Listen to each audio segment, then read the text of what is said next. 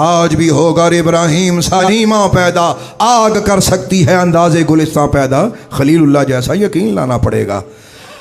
سنیے گا، حضرت ابراہیم علیہ نبینا علیہ السلام نے جب دشمنوں کے بتوں کو توڑا تو وہ بڑے تنگ ہوئے، انہوں نے کہا جی لے بھائی نے تو سارے بت توڑ دیتے نے۔ قوم نے پروگرام بنایا، وہ وقت کے بادشاہ کے پاس گئے، انہوں نے کہا کہ اس طرح کرو، یہ قرآن پاک کی آیت ہے جو میں آپ کو سنانے لگا ہوں۔ انہوں نے کہا کہ اس طرح کرو، اس کو جلا دو۔ یہ پوری قوم نے کہا، کس نے کہا؟ آگ میں جلانے کا مشورہ کنہوں نے دیا تھا جی؟ کافروں نے۔ بولیے ذرا کنہوں نے دیا تھا؟ جواب اس کا کس کو دینا چاہیے تھا؟ حضرت ابراہیم علیہ السلام کو؟ نہیں، حضرت ابراہیم علیہ السلام نہیں بولے، بلکہ رب ابراہیم بولا۔ فرمایا میرے پیارے کو تم آگ میں گلانے کے ارادے کرتے ہو؟ لو پھر سنو، آگ کی طرف پھینکنا چاہتے ہو نا؟ رب نے آگ نو مخاطب ہو کے فرمایا، اللہ نے آگ نو پکاریا، اللہ پاک نے۔ اب قرآن یہ کہتا ہے قُلْنَا يَا نَارُ كُونِي بَرْدًا وَسَلَامًا عَلَىٰ إِبْرَاهِيمَ۔ اللہ تعالیٰ فرماتا ہے ہم نے فرمایا آگ سے، اے آگ ہو جا ٹھنڈی اور سلامتی والی ابراہیم علیہ السلام پر، میرے دوست پر۔ ذرا سنیے گا، جیسے زیادہ گرمی بندے کو مار دیتی ہے ایسے زیادہ سردی بھی مار دیتی ہے، یہ اصول ہے۔ قرآن پاک کے الفاظ پہ کبھی غور کریں، رب نے فرمایا یا نار کونی بردا، اے اگے ٹھنڈی ہو جا۔ آگے قرآن کے الفاظ ہیں وسلامات، سلامتی والی ہوئی، اینی ٹھنڈی نہ ہوئے کہ میرے دوست نو دکھ پہنچے۔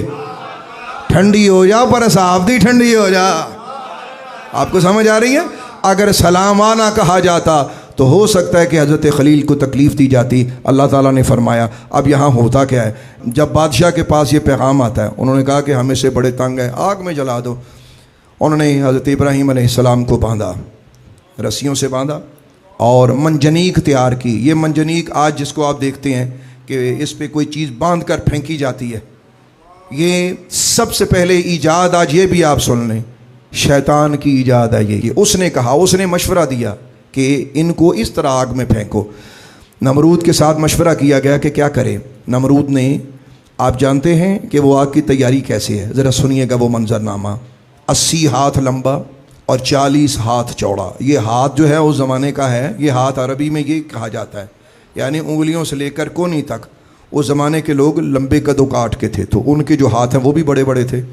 تو 80 ہاتھ لمبا اور 40 ہاتھ چوڑا اس نے ایک چبوترا تیار کروایا، اور اس چبوترے پر اس شخص نے 1 مہینہ آگ جلائی، اور اتنی آگ جلائی، تپش کا عالم یہ تھا کہ جو پرندہ اوپر سے گزرتا تھا وہ جل کے گر جاتا تھا، یعنی تپش کا عالم یہ تھا، اس قدر آگ کی تیزی تھی۔ اب جب وہ آگ کی تیاری ہوگی، حضرت ابراہیم علیہ السلام کو منجنیق کے ساتھ باندھ دیا گیا۔